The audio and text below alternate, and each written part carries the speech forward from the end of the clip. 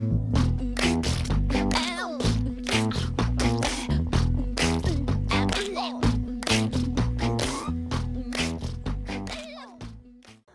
gente, estamos aqui na nossa primeira entrevista com vídeo para a revista Innovative.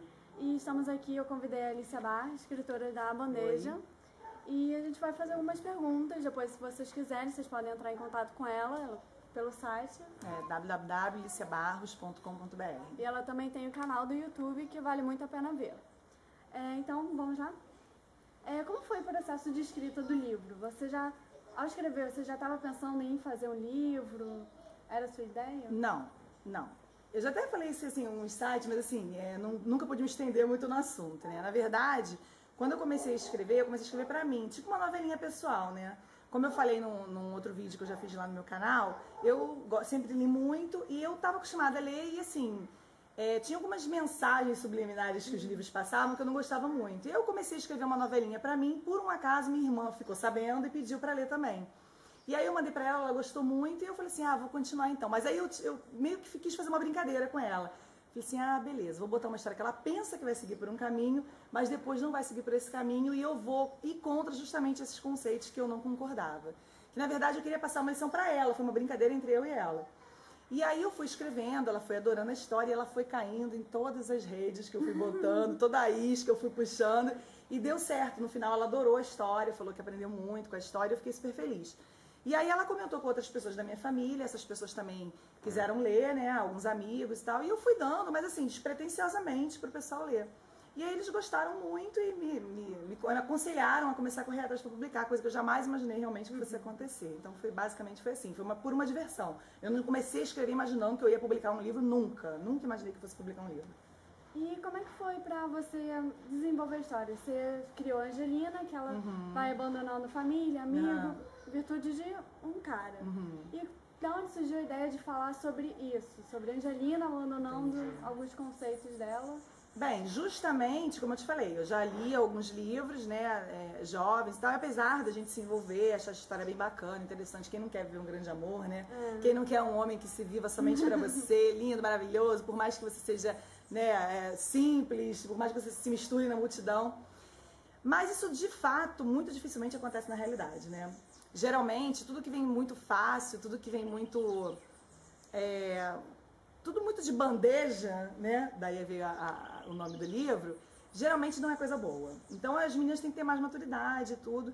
Então foi mais ou menos pensando nisso, eu falei assim, bem, então eu vou criar uma personagem que, como essas meninas, né, protagonistas dos livros que estão em alta, venha viver uma grande paixão, uma coisa inusitada, mas ela vai viver dentro da realidade do que geralmente acontece. Quem são geralmente... como que são geralmente essas bandejas que acontecem na vida real. Não que sempre vá acontecer dessa forma, mas na grande maioria não vai acontecer daquela forma ali, né? Então eu tentei passar uma mensagem e a ideia basicamente foi essa. Não me inspirei especificamente em ninguém. Justamente porque eu acho que eu botei características dessas personagens, e hoje em dia todo mundo que lê se vê muito nessas personagens.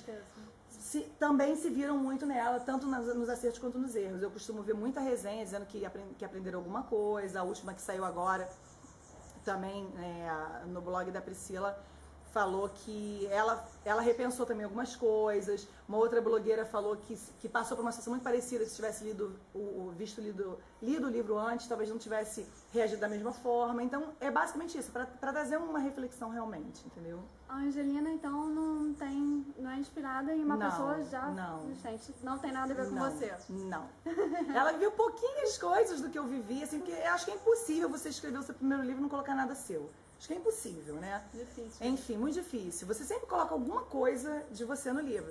Então, assim, teve algumas ceninhas, por exemplo, tem uma cena que ela tá andando na faculdade, e ela tá andando e de repente ela escuta uma pessoa falando assim, Jesus, aí ela para, olha pra dentro de uma sala e vê uma pessoa dando uma reunião para os jovens. Aquilo aconteceu comigo, na faculdade. Os cenários da faculdade existem, todos eles existem, porque eu estudei. Eu aproveitei o cenário que eu conhecia lá da UFRJ.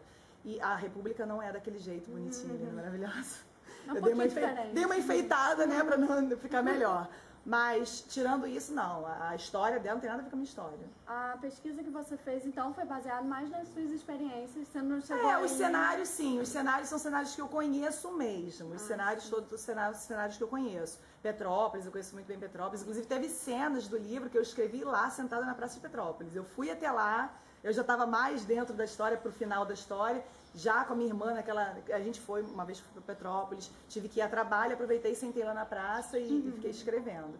Então, aqueles cenários, assim, acontecem mesmo. Algumas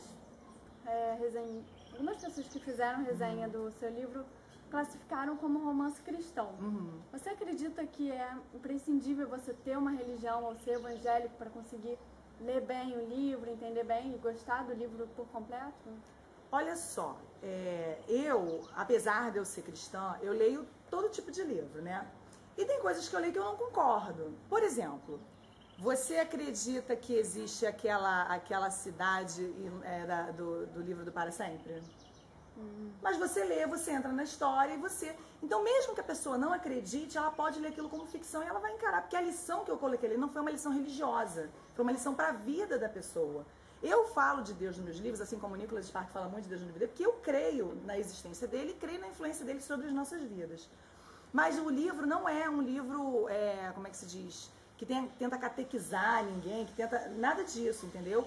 Agora, eu falo porque eu realmente acredito, como a pessoa pode ler e encarar aquilo como uma ficção, entendeu? Como uma história, o núcleo da vida dela é cristão. Como poderia ler de qualquer outra religião, entendeu? A mensagem não é voltada para converter ninguém, entendeu? Mas os cristãos... eles gostam muito mais, porque eles acreditam como eu. Então, assim, toda parte onde eu cito, alguma coisa onde ela... uma cena que ela ora, eles com certeza vão ter um gostinho especial para eles, né? E eu digo em cristãos em geral, pessoas que creem em Deus, né? Os momentos em que ela vai, o amadurecimento que vai acontecendo ao longo do livro, as experiências que ela vai tendo com Deus, eu acho que isso, para quem acredita em Deus, com certeza vai ter um gostinho especial. Com certeza. A Bandeja é o primeiro livro de uma série que não é a continuação dos livros exatamente. Despertares. Isso. Por que esse nome? Porque justamente, assim, quando me fizeram um convite para fazer uma coleção de livros, eu não queria fazer uma trilogia, né? Eu não queria fazer o mesmo livro da mesma personagem, justamente porque o livro da Angelina teve um desfecho. Não tem o que ser resolvido mais em relação ao que a crise que ela passou. Mas eu não podia botar todas as crises que eu queria abordar no mundo jovem na mesma personagem. Não é possível que tudo aconteceu com aquela menina.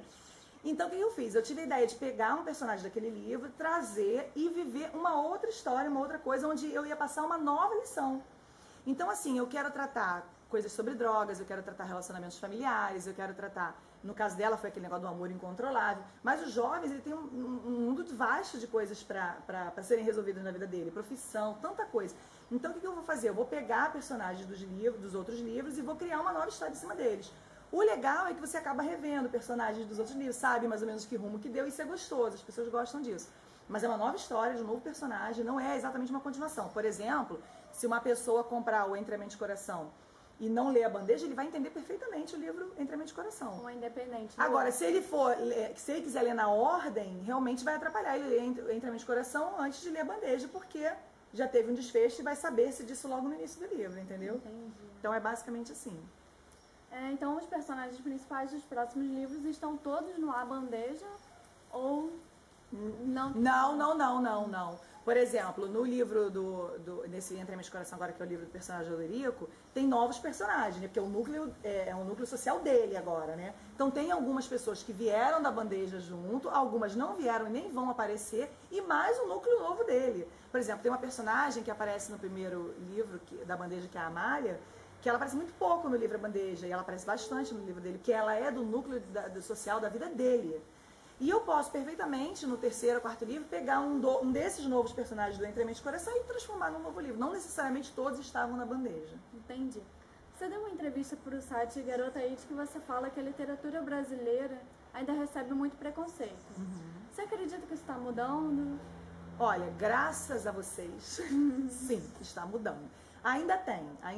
Eu fico muito triste quando eu entro numa livraria e vejo aquela dominação de livros estrangeiros. Não porque não sejam bons, claro que tem livros maravilhosos, a gente tem que estar aí, né, interagindo com o resto do mundo, mas nós estamos no Brasil.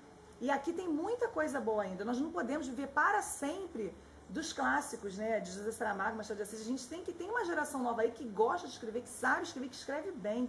Eu também tinha esse preconceito. E eu tenho descoberto escritores fantásticos. Acabei de ler o livro do Roberto Laff, sei que ele puxou a sardinha pro lado dele, e eu gostei muito, eu gosto de romance policial. Foi a primeira vez que eu li um romance que se passa no meu país, no meu estado, e foi maravilhoso poder me contextualizar dentro das cenas. Então, assim, muita coisa boa ainda por aí que as pessoas não sabem. Claro que, como em toda literatura, inclusive na estrangeira, tem coisa que não tem qualidade.